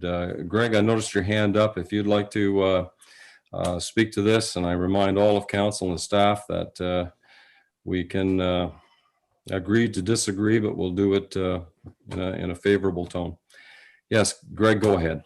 I'm sure Thanks. you would Yeah, like thanks. to finish that. Yeah, and through you, Mary Ellen, I haven't seen that number. I haven't seen that quote. I do know that if we remove that culvert and we put in another culvert, like is being suggested, that this problem will not end. Once we disturb that site, it will have to be rebuilt to handle this huge amount of water that runs through that particular area. And I will remind people that the road is just being used as a tunnel between two property owners. One that's venting a whole lot of water through the road onto somebody else. And to suggest that anybody knows what each landowner thinks at this particular point, I have spoken to both of them, so I have a better idea than most people. And, it will take some discussion. It doesn't mean if the road's closed that they couldn't have access either. So I'm not sure where that comes from. Because we have situations where we have closed roads and the landowners have access through an agreement amongst themselves and with the municipality. So I'm not sure where that comes from. And, at the same time, somebody says, yeah, just slap another culvert in there. I've spoken with an engineer and a really good friend of mine as well that's a major contractor. And with the volumes that we're dealing with there, once we disturb that site and take that culvert out, unless it's rebuilt from the inflow to the outflow, and includes gabions and includes all the erosion techniques that are necessary, we will be back here next year talking about the same thing, that it didn't work and our expenditure of money just didn't work. And all I'm looking for is to bring information back to council, and that is a requirement. One of the options does say that the general taxpayers could pay for this, but we're not going to rebuild this culvert. We would need it engineered, we would need surveys done, and it is an open road. Everything that we do with public roads, if we don't do them at a standard and an engineered standard, then our insurance is not going to apply if anything happens to us. So, I have not heard this same thing, but certainly had this conversation with the one landowner with regards to the $11,000. But that also included dumping all kinds of concrete from some slabs of concrete that they have sitting somewhere else. I mean, this was just a cheap fix to something, and it will not work. The water is going over top of this road, and we need to seriously consider the other options, because they could be, I don't know the answers to them. And all I'm asking for is to bring that information back to council so that you can make an informed decision. So, and I'm not dealing with any renter here. I'm dealing with the landowners that actually own this property. And I'm not dealing with the renter though. So, and I'm sure that, there's all kinds of different options out there, which there is the four of them, but we just need the opportunity to include these landowners in something that's in their backyard. And I don't see why that is a negative thing. I see it as a real positive thing for this municipality. Yeah. Thank you, Greg. Krista, Councillor Kell, go ahead. I didn't want to cut Greg off there. I saw your hand. Go ahead, Councillor Kell. You bet. So I think that there's obviously a disconnect between the landowners and our staff, and the only way to remedy that is if they talk to each other. And I had the chance to talk to Mr. Kelly last night. And initially I said, let's take a look at deferring this so that Mr. Kelly could come to talk to us on council. I think that there's a lot of harsh decisions included in these recommendations. So I would be comfortable recommending that staff go and talk to the landowners that are impacted by this. before any type of making the road surplus or any of that. Before we make a decision about that, I think they need to talk to the landowners and see what their solutions are. If they have a man-made solution, we need our staff to know if that's feasible logistic in our world. Anywho, so I'm making that motion that staff goes and talks to the landowners, and they come up with some options to bring back to a council together. Mark, I see your hand. As Councillor Cowles made that a motion, it's the chair's mandate to ask for a seconder for that, and then we will open up the discussion. Yes, Councillor McGill? I will second it. And can I speak to it? Yes, you certainly can now. Go ahead, Mark. Thank you. Thank you, Mayor Mayhew. Yeah, I think that's a good idea. Talk to the landowners first before we start eliminating options, because actually the recommendation was saying that we decide to go with either option number 2 or option number 3. So it was kind of like, narrow things down to only 2 options before we even talk to them. To me, that didn't seem fair. Okay, thank you. And Council, I'm going to give Jill the privilege of speaking. Go ahead, Jill. Yeah, thank you. I appreciate the opportunity. I'm for 2 different reasons, so I just want to make sure I've got the correct motion. But what Greg's recommendation was proposing was to include those for discussion. So not taking things off of the table, to have the discussion, to go and speak with those affected landowners and then tell them what the options are. But those 2 being included, we can leave them out of the recommendation and just come back with options, but Greg would likely be talking about all 4 options, right, with those landowners. And I think he wanted to highlight that those 2 are potential options. And but as he said as well, he would also be looking for solutions to deal with, potentially to make sure we're not creating a landlocked parcel. There is a landlocked parcel underneath there currently, which doesn't have road access, but because it's owned by the same landowner, then they just drive across it. But we do have landlocked parcels. We don't want to create more of them, but we'd be trying to come up with a solution so we don't create that situation. And so if it's, I can leave it as to discuss options. Is that, Krista, was Councillor Cowell? That was your, yeah, thank you. Super vague. Talk about stuff. Yep. Okay. Yep. That's what we want. Would anyone else entertain questions on this? I'm sure there's some. Greg, if I could ask a couple, I was talking to one of the property owners, and they indicated to me that they were very willing to do possibly 2 things following a discussion with staff. Okay, they would like to run this by staff, and one is the property owners would install, could install, if it came within a scenario that you could envision of installing a gate at their expense, a steel gate, and that the property owners have keys. That was one thing that was mentioned. And secondly, in addition to that, the second thing they asked, and I was unable to comment on this, was a waiver of liability or anything like that. Could they enter into the discussions? The gate, the locked access, to just allow the property owners to have keys so that it is closed to the public, and then the option of a waiver of liability. Do you foresee that coming into a conversation?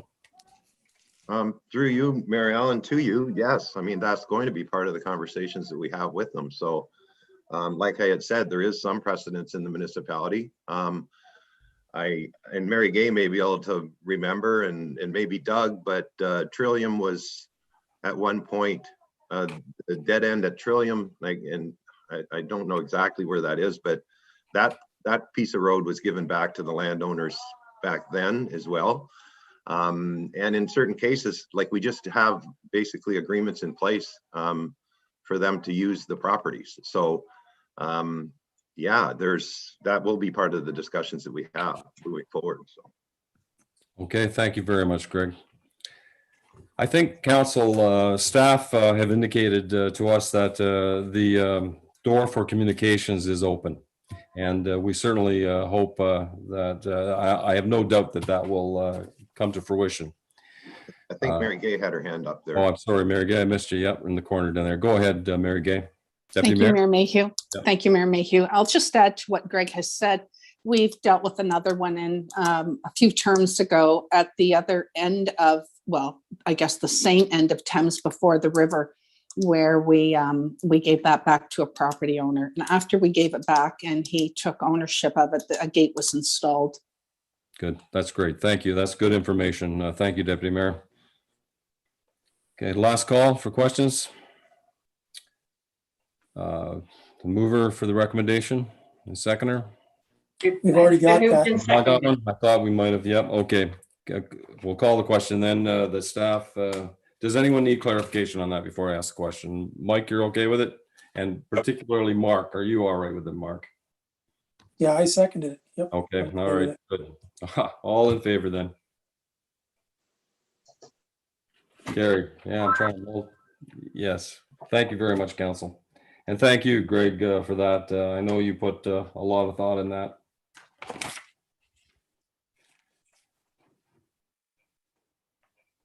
Council, notice a motion on 9. Are there any tonight?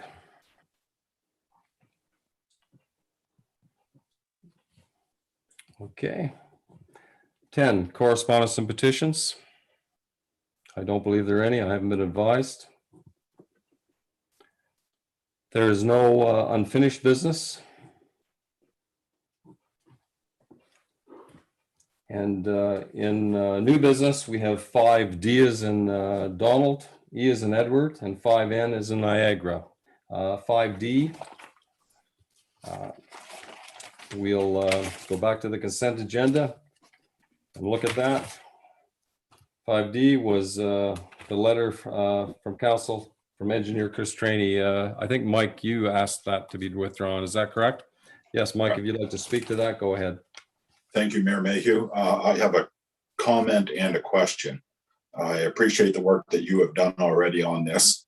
And but recently when I came through the intersection traveling south on Melbourne line, I couldn't help but notice the trees and undergrowth still on the fence line obscuring one sight line looking towards Mount Bridges. Mm-hmm. Question, however, is where do we go from here with these dangerous intersections? That sight line is not done to my satisfaction either, Councillor Scholdice, and I'll take it upon myself. Chris Trainey has been advised of that in the past, that I think there's additional cutting that has to do. It may meet standards, but I think that we can go above standards on this. And if that's fine with you, I can assure you that I will bring this to his attention again, not the first time, that sight line, I know exactly what you're talking about, Mike. When you're traveling westbound and you're in the north lane, prior to getting to that intersection, there is some cedar trees along the fence row there.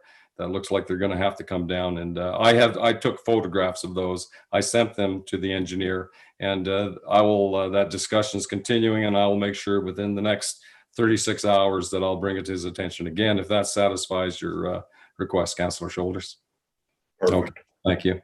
Okay, so no action is required, or is there further conversation on that? Yes, Councillor Cowell, go ahead. I just wanted to take this opportunity to bring back the report that we had.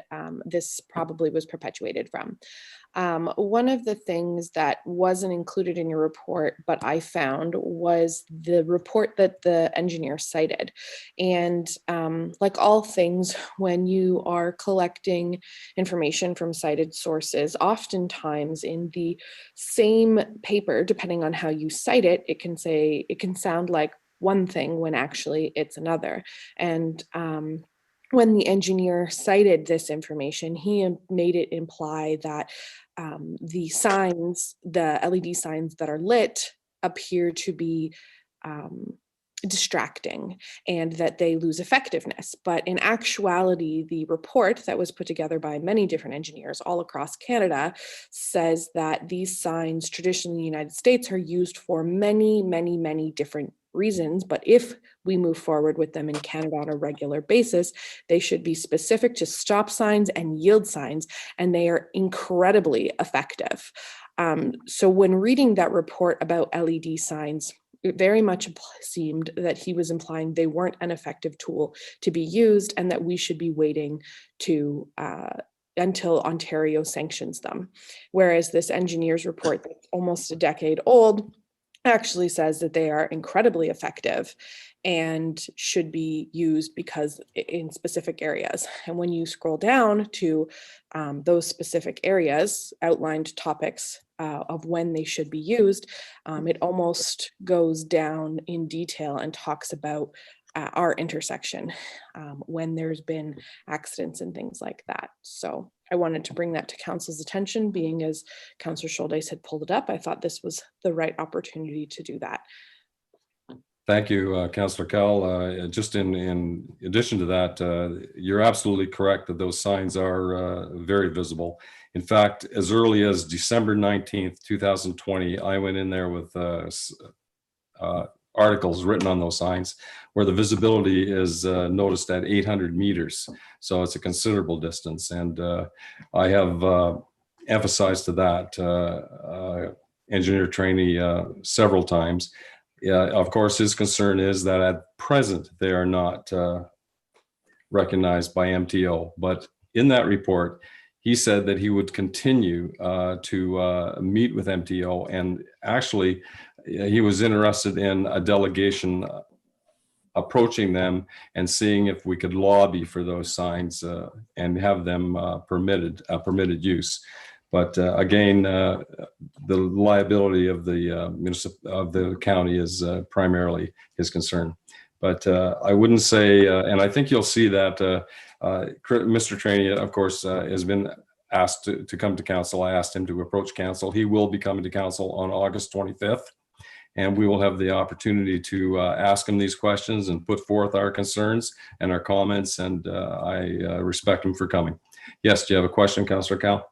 Just as a follow-up, I had reached out to staff and Kelly Elliott about the opportunity of having a delegation to the Minister of Transportation. I'm not sure if we've heard whether or not we've been accepted for a delegation. However, it was requested, and Kelly Elliott, who is the Ontario Good Roads representative for this area, did offer to join us in our delegation in Southwest Middlesex in an effort to have the province make a decision about this, because clearly our engineer won't unless they do.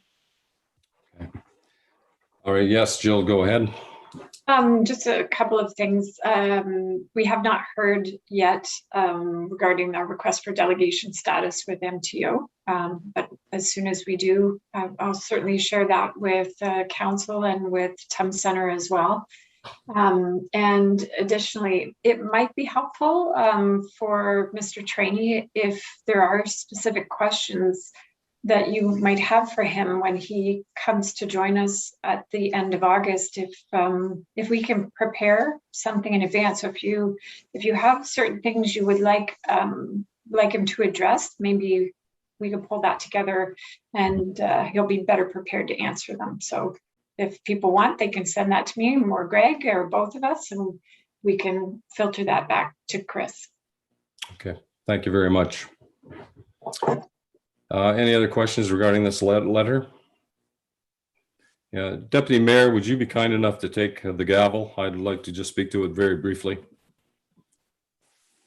Yes, go ahead, Mayor Mayhew. Thank you very much.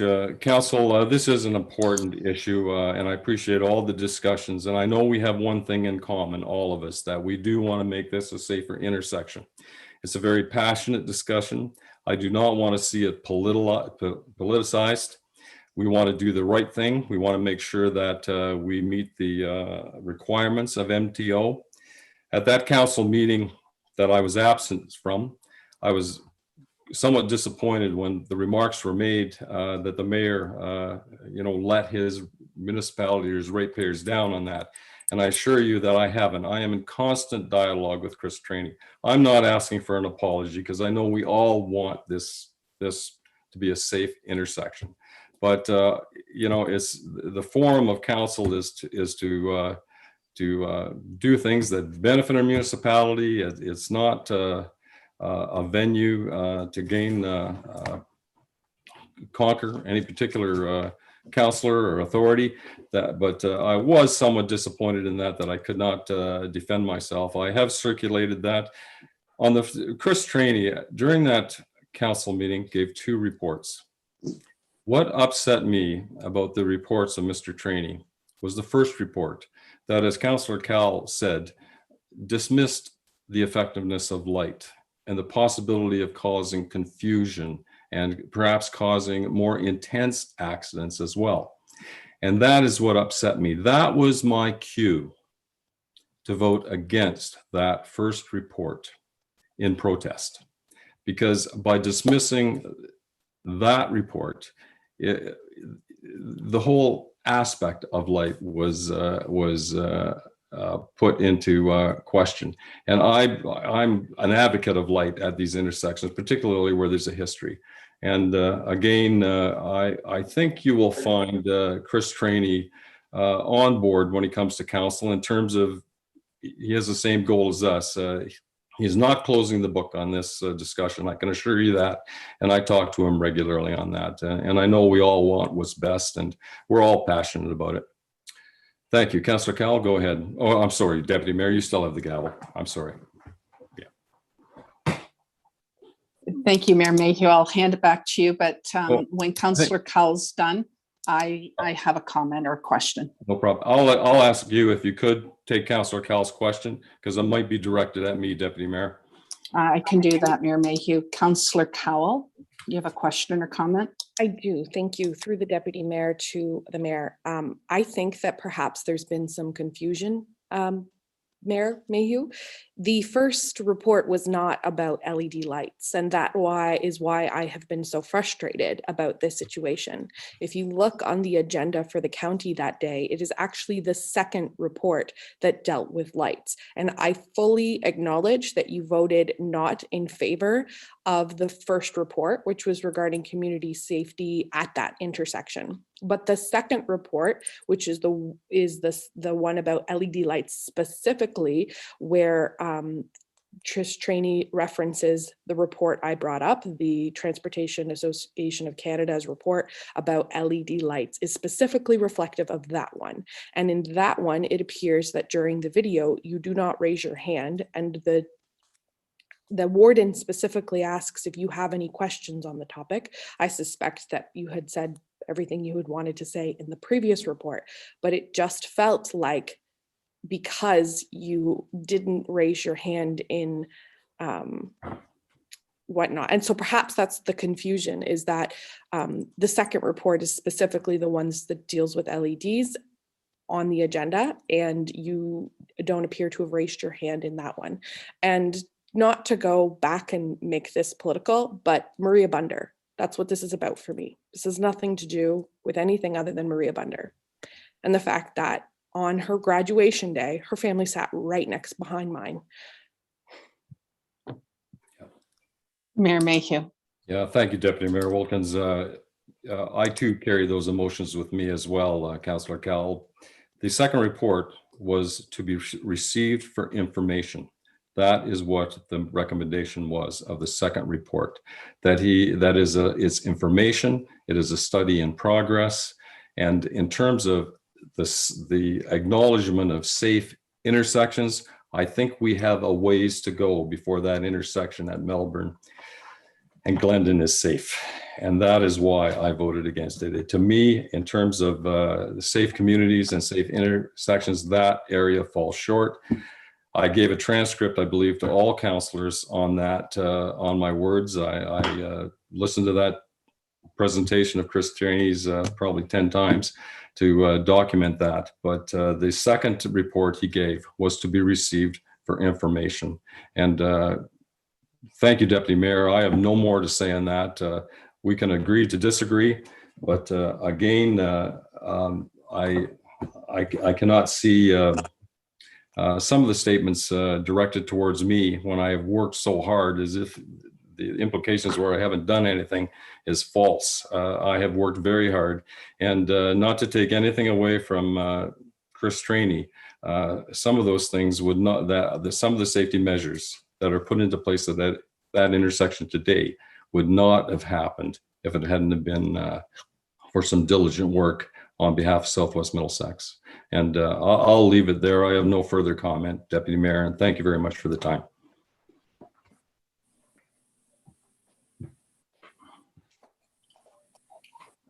Yes, if you give that, thank you, Deputy Mayor. Go ahead.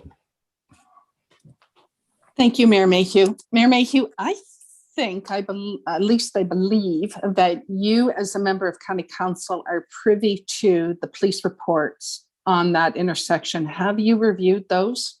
Yes, I have. They're not coming forth. The last police report I did was probably after that tragic accident. I do get the numbers from that. I have not seen the documentation on the last police report. I have been told that there has been one accident at that intersection since those intense rumble strips. Yeah, I'm not looking for a report, Mayor Mayhew. I realize that's confidential. I'm just asking if you have in fact seen them. I have seen one of the two police reports that have been. Thank you.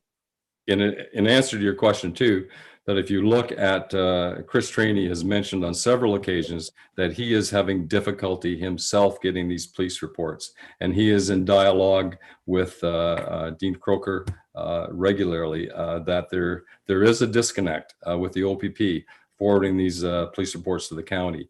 And rather than being forwarded to them, quite actually, they have to be asked for and sometimes begged for before we can get them.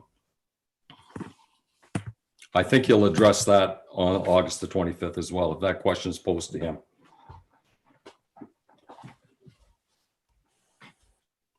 Okay, any other questions? Comments? Thank you. We can move on, and thank you again, Council, for the time there. We have another one here, I believe. We have Arnie Marsland. I think he was waiting just to see if there was a question for him. Okay, Arnie, before he goes, he's been slugging it out pretty good here. We looked at 5B, 5E, and 5N. Arnie, are there any questions the council wish to put before Arnie here?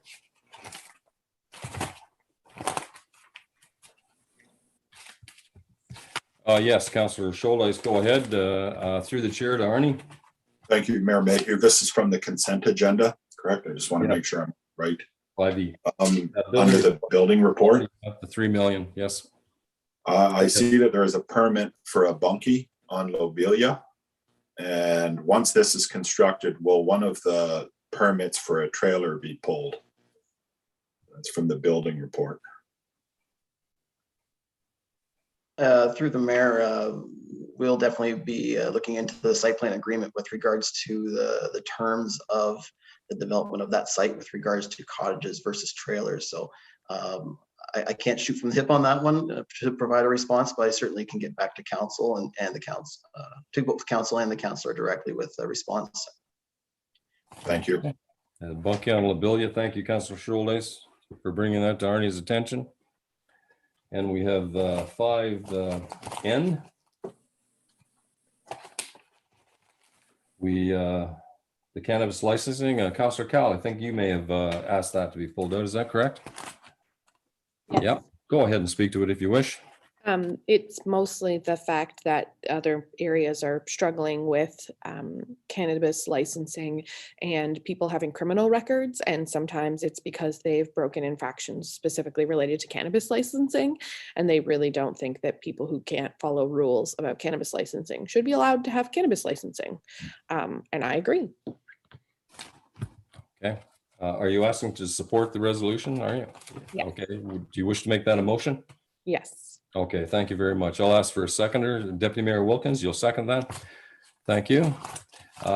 Any questions from council?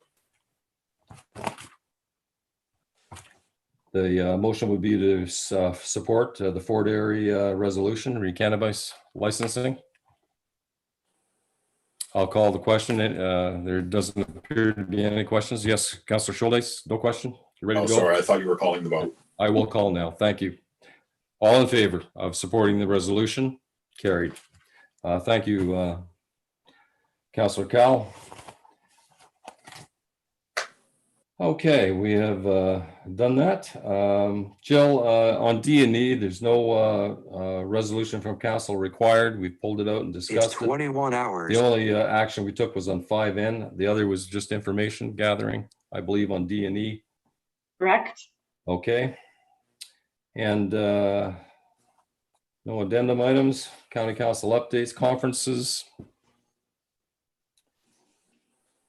announcements. I'd just like to take this opportunity to thank the Lions Club for the wonderful dinner they hosted. It was a great meal. Both the chicken and the ribs were fantastic, and I hope they did well with it. We saw lots of their membership partaking in the work of that job. It was a big task. And certainly Mellow Meats deserve credit as well. And in addition, I understand there's another dinner coming up around July 14th. The Fair Board are hosting as well. So I think no one's having a shortage of meals to take out. Any other announcements? Seeing none, we'll move on to no closed session. The bylaws are before you. A little change. Jill, I don't believe we're going to deal with 49 and 50. Is that correct? Correct. Okay, and bylaw 24 to receive third and final reading. Can I have a mover? So moved. So Thank you, moved. Mr. Mayor. Yep. And a seconder for that. I missed hands. Yeah, Councillor Carruthers, thank you. All in favor? Carried. And that bylaw 60 receive first, second, third, and final reading. Can I have a mover for that, please? Councillor Schultes and seconded by Councillor Vink. Questions? All in favor? Thank you very much. Council, we have future meetings. Committee of Adjustment meeting, July 21st, and council meeting, and August 25th at 7 p.m. Council, of course. Thank you again, Council, for your patience. We're done this meeting. I'll adjourn it at 9:02. And Jill, thank you very much. Greg, thank you. Arnie, thank you. I think you're going.